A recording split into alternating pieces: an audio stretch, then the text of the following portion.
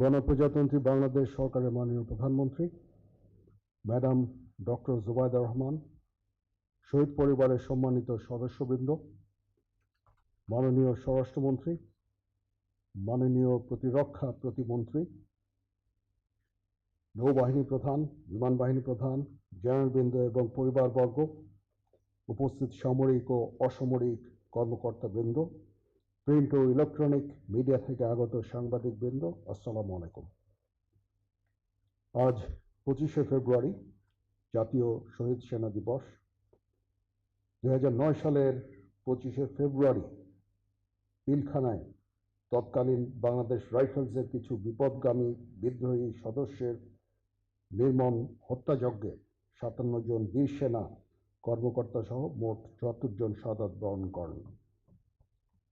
প্রথমে আমি মহান রব্বুল আলামিনের নিকট সকল শহীদদের আত্মার মাগফিরাত কামনা করছি এবং তাদের পরিবারের প্রতি সমবেদনা জানাচ্ছি। মহান রব্বুল আলামিন সকল শহীদদের জান্নাত নসিব করুন, আমিন। আপনারা জানেন, মাননীয় প্রধানমন্ত্রীর বিশেষ নির্দেশনায় এবং উপস্থিতিতে প্রথমবারের মতো এই কলেবরে জাতীয় শহীদ সেনা দিবস পালন করা হচ্ছে এবং শহীদ সেনা পরিবারের সদস্যদের জন্য ইফতার অনুষ্ঠানের আয়োজন করা হয়েছে। এজন্য আমি উপস্থিত সকলের পক্ষ থেকে মাননীয় প্রধানমন্ত্রীকে আন্তরিক ধন্যবাদ জানাচ্ছি।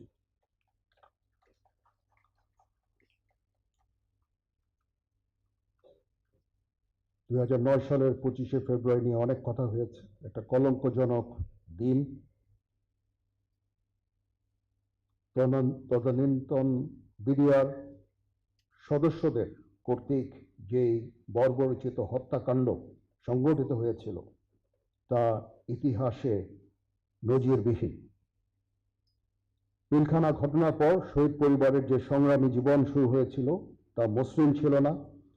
শহীদ পরিবারের সদস্যদের সন্তানগণ জীবন গড়ার ক্ষেত্রে পিতা বা পিতামাতার স্নেহ ও মমতা থেকে বঞ্চিত ছিল। শহীদদের প্রতিটি সন্তান আমাদেরই সন্তান।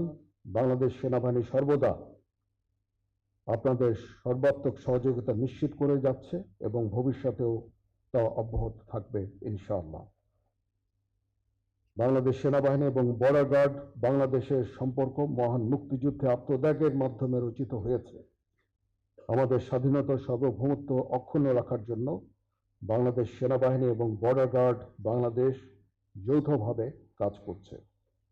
আমাদের জাতীয় জীবনে যেন 2009 সালের 25 ফেব্রুয়ারির মতো কোনো ঘটনা পুনরাবৃত্তি না হয়, এজন্য আমরা বদ্ধপরিকর এবং আমরা সকলে ঐক্যবদ্ধ হয়ে একটি সমৃদ্ধ বাংলাদেশ গঠনে কার্যকরী ভূমিকা পালন করব ইনশাআল্লাহ।